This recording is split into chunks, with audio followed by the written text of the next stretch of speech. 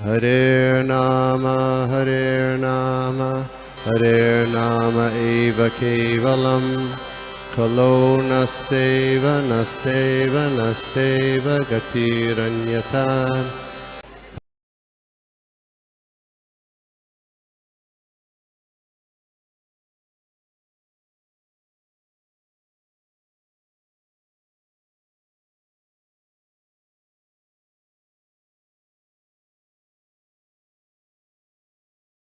हरे कृष्णा प्रभु, धन्यवाद, प्रणाम। Thank you प्रभु।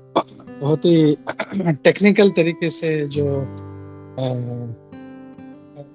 क्या होता है, क्यों होता है, and how lord is a good planner and still he is not responsible, ये बहुत अच्छी तरीके से समझाया। थैंक यू प्रभु। अगर आपके पास थोड़ा टाइम है तो we can take some questions. I am sure लोगों के क्वेश्चन होंगे, इतना अच्छा टेक्निकल क्लास था। या तो आई humbly request, अगर किसी का कोई प्रश्न है, कोई टीका टिप्पणी है, तो start raising your hands and take the benefit of Subal Prabhu by asking some technical questions. Hare Krishna.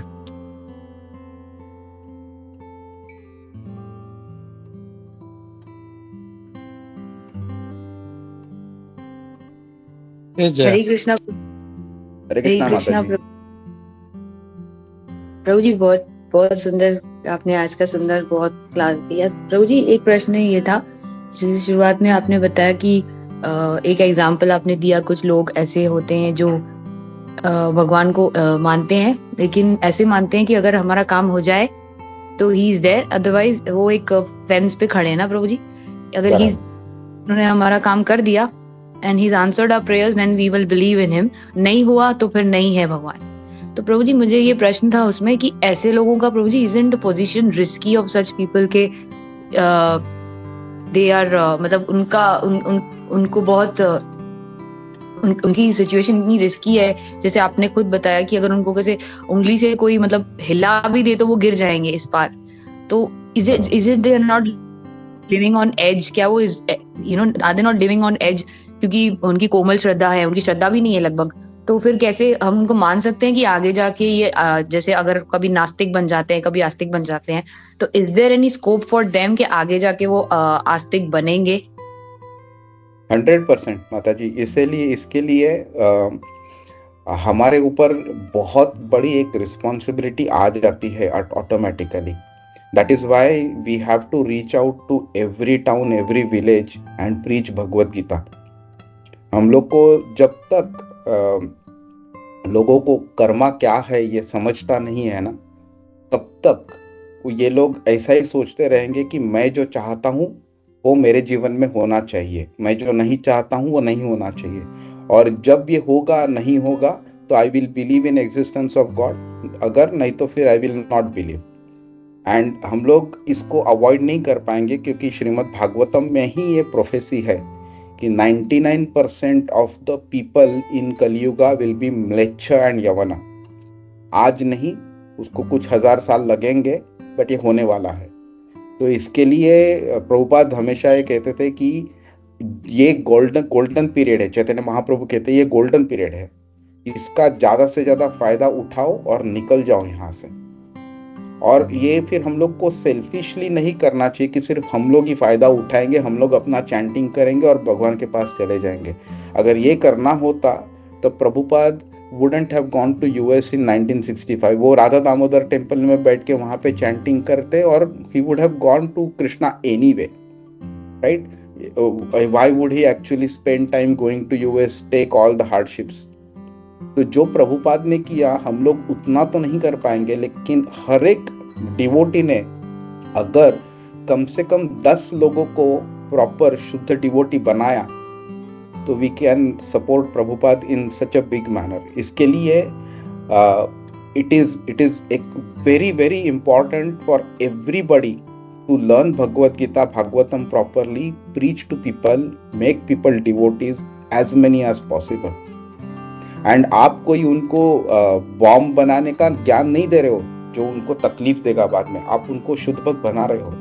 तो it is meaning every time we walk on the streets, और we are interacting with people, we should look for कि भाई क्या ये candidate है, क्या मैं इसको थोड़ा ज्ञान दे सकता हूँ कुछ ना कुछ तरीके से। अभी गोपी मनोहर प्रभु, मुझे याद है 15-20 साल पहले की बात है, जब गोपी मनोहर प्रभु यहाँ पे दुबई में थे, तो हमेशा मुझे कहते थे, मतलब उन लोग की बातों में ऐसे आता था कि टॉपिक कुछ भी हो, मैं तो वो टाइम पे एक कदम भी अंदर नहीं डाला था इस्कॉन में, तो मेरा टॉपिक कृष्णा के अलावा दूसरे साथ ज्यादा होते थे।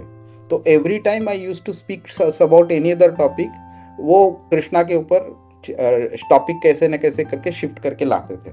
इवन ऑफिस में भी वो वही बोलते थे कि बाकी के लोग कुछ भी बोले, मैं उसको टॉपिक को कृष्णा के ऊपर लेके आता हूँ, फिर एक प्रीचिंग का मौका मिल जाता है, फिर उसको प्रीच करने का। ये सब वो करते थे। And why is it doing that? उसको कुछ उनका पर्सनल बेनिफिट तो नहीं है।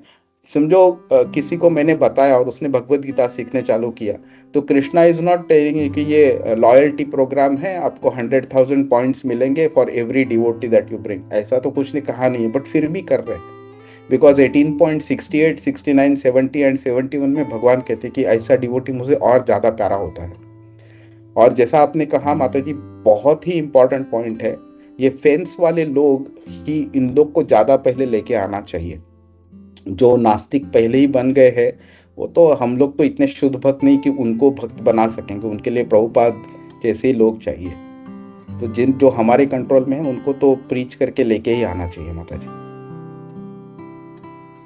थैंक यू प्रभु जी, थैंक यू सो मच। प्रभु जी एक और छोटा प्रश्न था, जैसे कि आपने बताया कि एंड में आपने जैसे बताया कि वो विपत्तियां जब डिवोटीज की लाइफ में आती हैं तो वो क्यों आती हैं, हम किसी और दिन डिस्कस करेंगे। तो प्रभु जी जस्ट एक प्रश्न के माध्यम से जस्ट जानना था शॉर्ट में कि अगर डिवोटीज की लाइफ में तो वो आती रहेंगी और आती हैं, जैसे कुंती महारानी भी प्रेयर्स में कहती हैं कि भगवान जब परेशानी होती है तब भी हमको आपका स्मरण होता है तो आप हमेशा रहें, तो इसीलिए होता है प्रभु जी ये डिवोटीज के लाइफ में, ताकि भगवान उससे कुछ सिखाना चाहते हैं हमको? एक्चुअली भगवान उनको कम और हमें ज्यादा सिखाना चाहते हैं जब डिवोटीज के लाइफ में ये ऐसी विपत्तियां आती है तो। क्योंकि भगवान, अभी प्रहलाद महाराज का एग्जाम्पल लेते हैं, तो प्रहलाद महाराज ने तो शुद्ध भक्त तभी बन गए थे जब वो माँ की पेट में थे, जब उनको नारद मुनि का सहवास मिला था। तो अभी जब भगवान को तो पता ही है कि वो कितने शुद्ध भक्त है, तो फिर उनको टेस्ट करने की कोई जरूरत ही नहीं है ना। तो टेस्ट उसे किया जाता है जिसका रिजल्ट अपने को पता नहीं होगा, या पता होगा रिजल्ट लेकिन उसको और शुद्ध बनाना है। तो प्रहलाद महाराज को शुद्ध बनाने की कोई जरूरत नहीं थी, वो ऑलरेडी शुद्ध थे, बट उनको जो लाइफ में डिफिकल्टीज दी थी उससे हम लोग कितने सीखे हैं ये जानना जरूरी है। हिज होलीनेस राधानाथ स्वामी महाराज एक लेक्चर दे रहे थे और किसी डिवोटी ने उनको प्रश्न पूछा, और वो डिवोटी बता रहा था कि मेरी ये लाइफ में ये प्रॉब्लम है, वो प्रॉब्लम है, बिकॉज ऑफ विच मैं भक्ति नहीं कर पा रहा हूँ।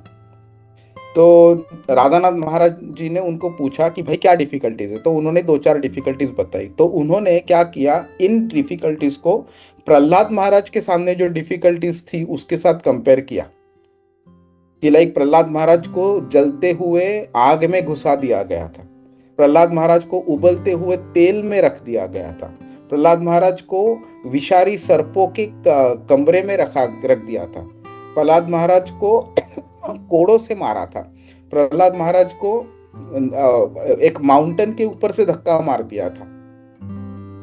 हाँ, तो उन्होंने कंपेयर किया और बोला कि इन डिफिकल्टीज के कंपैरिजन में आपकी डिफिकल्टीज क्या है, तो बोला कुछ भी नहीं। तो बोला कि इन डिफिकल्टीज के होने के still Prahlad Maharaj did not give up the name of Krishna. तो नाउ यू थिंक कि विथ योर स्मॉल डिफिकल्टीज आपको कृष्णा का नाम छोड़ना है या नहीं छोड़ना है करके, और उस डिवोटी को जवाब मिल गया उसमें। हिज होलीनेस जय पताका स्वामी महाराज ने ये कहा था, एंड वो इतना मेरे दिमाग में बैठा हुआ है कि ये मैं कभी भूल ही नहीं सकता हूँ कि प्रहलाद महाराज को जब माउंटेन से धक्का मारा, फेंक दिया गया था, तो ऐसा नहीं कि कृष्णा ने इमीडिएटली उसको पकड़ लिया और वापस माउंटेन के ऊपर रख दिया।